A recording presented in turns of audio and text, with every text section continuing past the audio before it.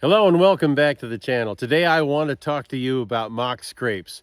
No fluff, just information, maybe a little opinion, because mock scrapes are such an effective tool that almost any hunter can use in their hunting situation. What you see here is a young buck reacting to a mock scrape that I had just put up the day before. This must have been a good mock scrape. You might be a beginner, you might be an old hand at this, but I hope there's something in this conversation that you can chew on and can be of value to you. So please don't run away on me just yet, because I want to share some foundational concepts with you that will help you be a success. Without a doubt, the number one factor in determining whether or not your mock scrape is a success or not is where you put it, the location. As the old saying goes in real estate, it's all about location, location, and location. So if you put up a beautiful mock scrape and you're getting absolutely no activity, well, the chances are that it's just in the wrong spot, or maybe there's just no deer around to come to your scrape. If all you are getting is nighttime activity on your mock scrape, well, once again, I would say you're in the wrong spot. Hedgerows, staging areas, field edges are notorious for this kind of thing. I am not saying that you won't at some point or another get some daylight activity there. You might, but your chances are much lower. These trail cameras can sometimes give us the impression that deer are coming by all the time. But you have to remember that camera is there 24/7. It never misses a deer. It's really hard for a deer hunter to do that. Having a scrape on your property that is only getting nighttime activity is not without value, because it's going to be bringing bucks in and it's going to be establishing something of a pattern of use.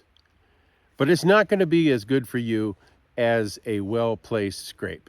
I'm convinced that the best place to put a mock scrape is in a natural travel corridor between two bedding areas, or between a bedding area and a food source, with the scrape being much closer to the bedding area.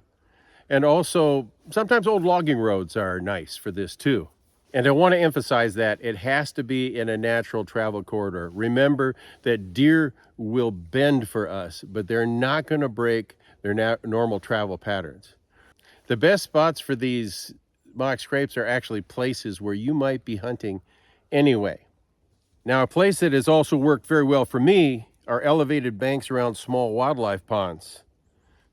These are great places to plant a small food plot and a super spot for a mock scrape, and it's really not hard to see why. The security here is fantastic.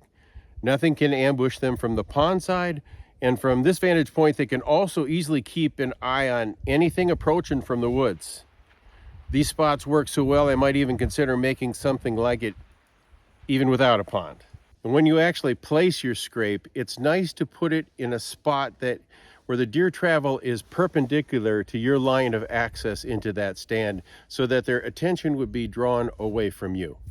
Now, a mock scrape consists of a licking branch and a bare piece of earth that we have rooted up to simulate the way a buck would tear up that earth with his hoof. A licking branch can be made many ways. Some people use vines. I don't have a vine. I'd have to buy a vine if I wanted one. Some people suspend vertical branches. Others have used ropes. I might try that sometime. But what I've found on my property that works just most consistently is simply to take a branch or a small tree and bend it over right over that scrape.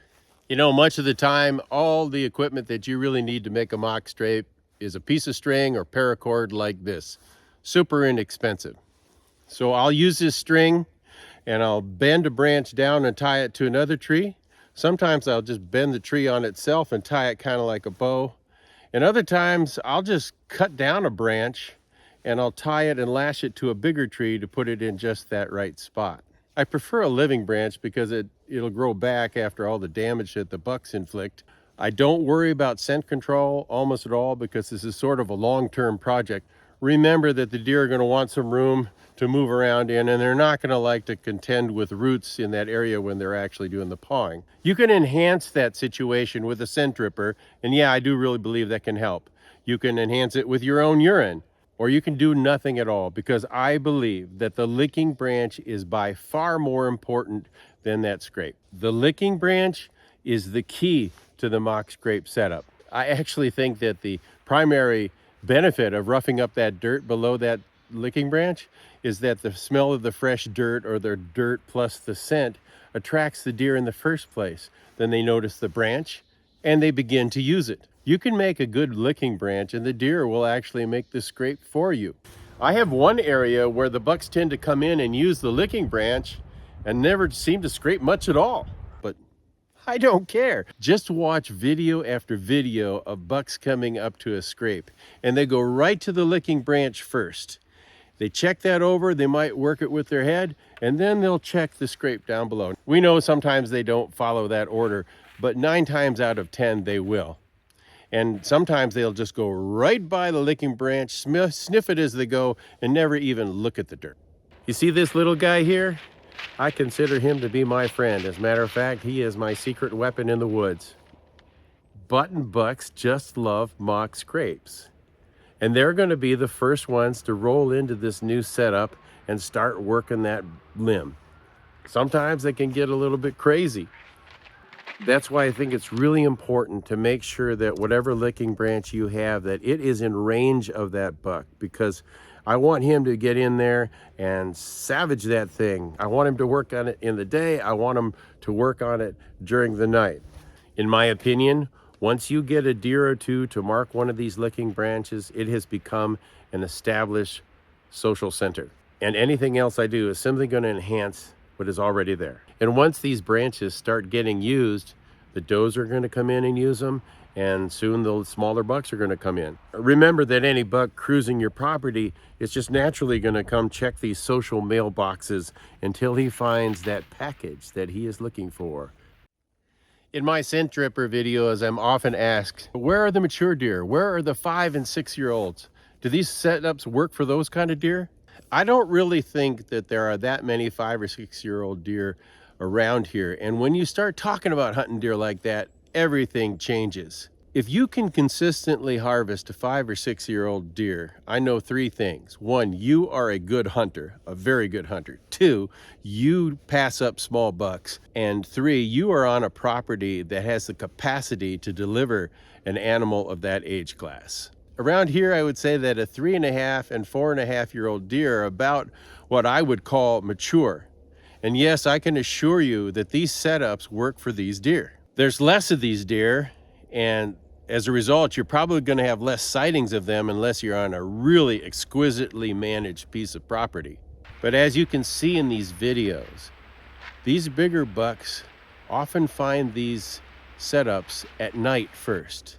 And then later on, maybe during the rut or during the pre-rut, they'll start to show up. And hopefully they'll be there at some point when you're in the stand.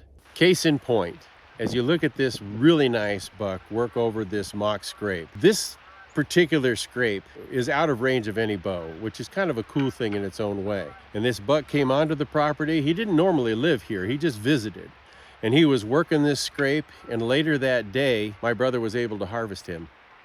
And take a look at him. This is a nice deer. And he did use that scrape. Realize that your trail cameras that you might be using could be a deterrent in themselves, as well as your scent if you're coming in to check out SD cards. This year, I really had problem with my low glow cameras spooking deer. And I'm gonna have to change that. Next year on these mock scrape situations, I'm gonna only have no glow cameras. To be realistic, I don't know how many of these bucks, when they come onto the property, are here to specifically visit the scrapes. But I do know this, that when they are here, they do visit them, and they often visit more than one at a time. But you could see that a series of strategically placed scrapes, and I've tried to kind of make a little bit of a circle on the property, could really be something that could help us. From what I've seen on the trail cameras though, I have never seen a buck make a perfect circle like that, visiting all of them. But often they do visit a number of them on any given day that they're on the property. I think you can set up these licking branches with their scrapes almost any time of the year, even in the summer. If you do that, don't expect a whole lot of activity besides does and fawns early on, but eventually those bucks will show up. They will find these places, they will know where they are. Trust me. No, trust them. So thanks again for watching. I made this video to share some of the things that I feel like I have learned but I'm sure that you might have some insights as well. So please feel free to comment because I learned from you. Thanks again for watching, and please enjoy your time out there in the woods.